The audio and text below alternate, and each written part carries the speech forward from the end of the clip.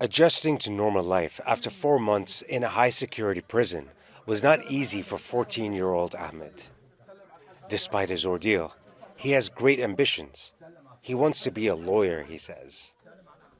He was among the youngest of the many Palestinian children released from Israel's prisons during a short-lived truce last month. But to his and his father's surprise, he was barred from resuming his classes at a public school in occupied East Jerusalem. His father says the school claimed to be under instructions from the municipality and Israel's Ministry of Education not to readmit any pupil released from prison in the swap deal. He says actions like these erode any future prospects for all Palestinian children. He knows this all too well after being imprisoned for 6 years when he was younger. I raised this issue on social media because it affects everyone in the Jerusalemite community. We are a people under occupation. Our children are exposed to arrest at a rate of 70% today or much more.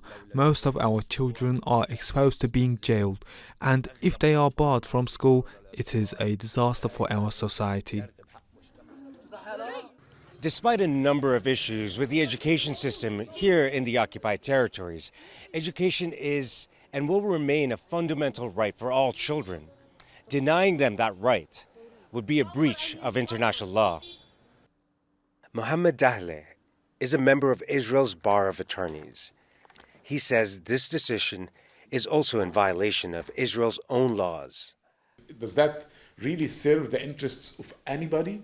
To have kids on the streets, minors at the age of, or teenagers, out of the school system, will that give more security to Israel than having them in educational system?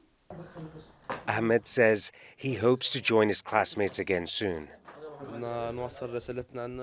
My message is that I want to go back to my school and I want to learn. The Israelis want us to stay in the streets, to throw stones at them and then be arrested. We want to learn. There's been no official announcement from Israel preventing former detainees from resuming their studies.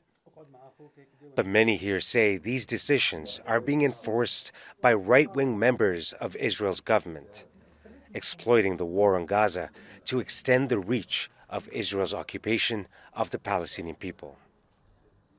Rahul Radhakrishnan, TRT World, occupied East Jerusalem.